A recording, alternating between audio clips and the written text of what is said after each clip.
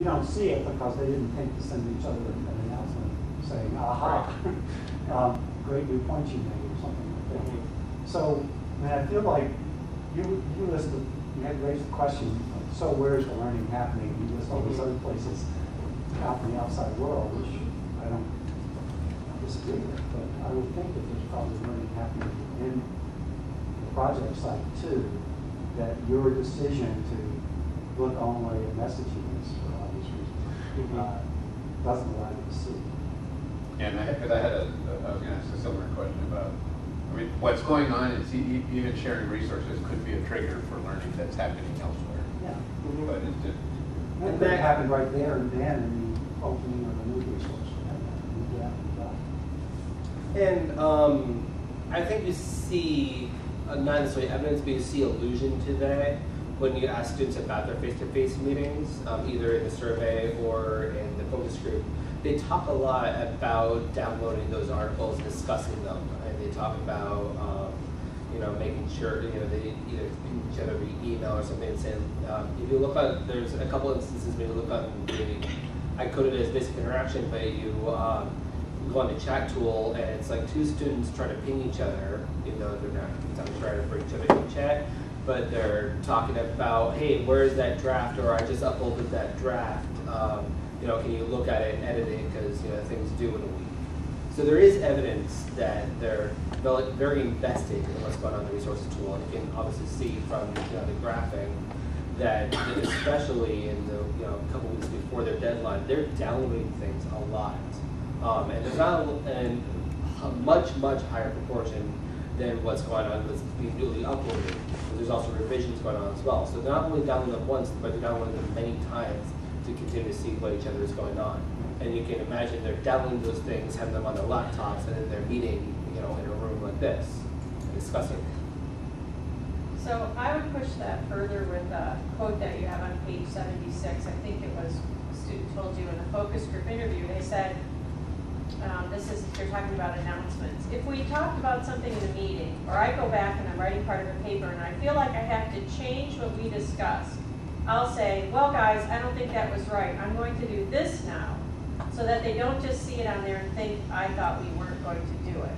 So the elaboration of the changing something and telling people why you're changing it and why you thought the other thing was wrong probably is all, it might be in the announcement. And to me, that feels more like knowledge construction or co-construction than just collaboration because of the justification and the elaboration and the concern about whether the person interprets why I've done this properly. Sure. And they understand that we had a common agreement, but I've diverged from that common agreement because of something I've learned or the reasons I've come to believe we shouldn't have done that in the first place. So that makes me wonder whether there isn't a lot of more knowledge construction going on, and someone can see this and go open up that document and see what they change and go, oh no, that's right. And there's knowledge construction that happened because of the system, but unless that student explicitly goes back and says, I opened this draft, and yeah, I think this is the one we should use, guys, because Steve got it right when we fixed this. Right. You wouldn't see that. And that's again Group D is making that comment about using right, which is your tool. Right. Which is this kind of outlier, but also somewhat model group of like, this group just barely started to see some knowledge construction and think about how much more we should have.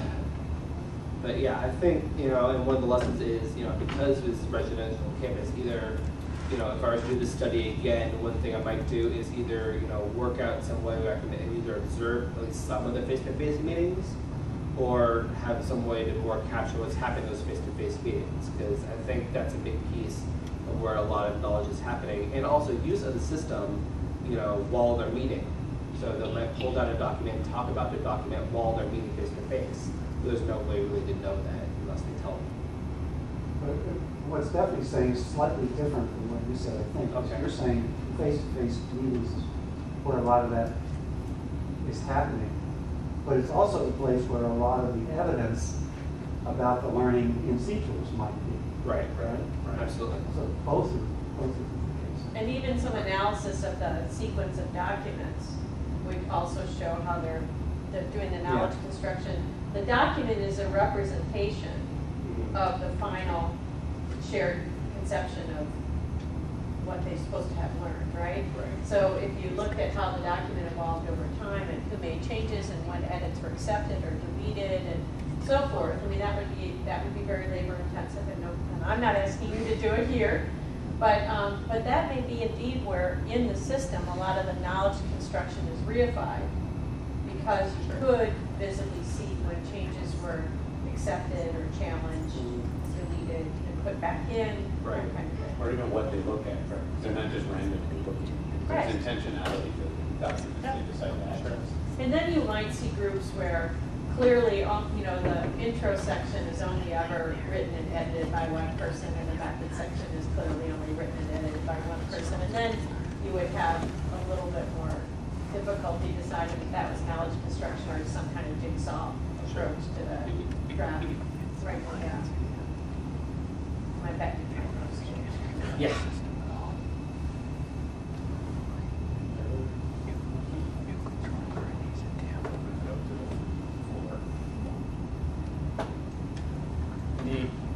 Anyone in the audience have some questions? So I find it interesting, because the discussion that you guys have been having kind of overlaps with something that Steve mentioned during his presentation of version control and that issue. Could you imagine some sort of, and then also tying into the blank slate problem, could you imagine some sort of scaffold that would encourage students to version in a better way versus just using the resources tool?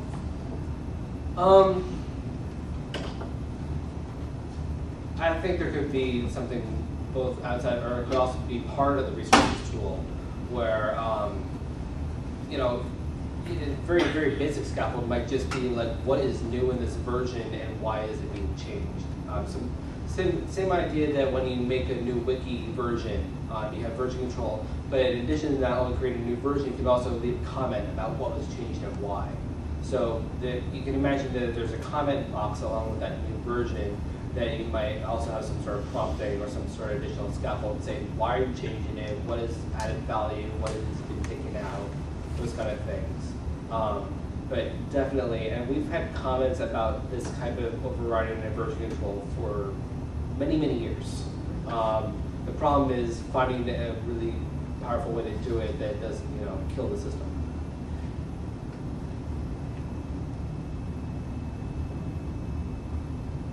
Anyone else? No one's going to dare ask. Steve told everyone. I did not. No, come on, where's the questions you paid them to ask? So one question, what could C tools do that would produce data that was richer for analysis?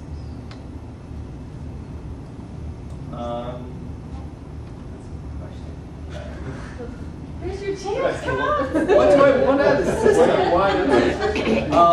Definitely, some sort of logging of the notifications would be nice. But I think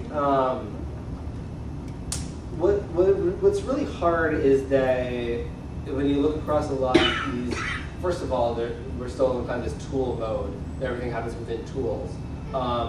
There doesn't seem to be, this kind of like 50-50 of a student logs in, and we're not tracking click by click. We're not saying like, oh, they look at the announcements, oh, they look at resources. We just record when they do a quote unquote meaningful action. That meaningful action changes on a tool-to-tool basis. So when you think about the gradebook tool, there's like 12 things logged, where the resources tool, there's 4. So I think a little more consistency across what is construed as a meaningful action could be helpful. As well as some way to pull out of the system all of the text that happens online instead of copying and pasting it, which is what I had to do for this study. I literally had to go into each individual announcements and resources tool, announcements like chat tool, and literally copy and paste the text into Word and then massage it from there. So both those things I think could be helpful as a first step. It's working. And we have somebody in the lab, right, who's been talking to Gonzalo about better ways to represent the text in the discussion section of these, so you can analyze it. Yeah, the forms tool. Yeah. Cool. What about more training sessions? So all these students who didn't turn on chat and wiki because they had no idea what they were. Training is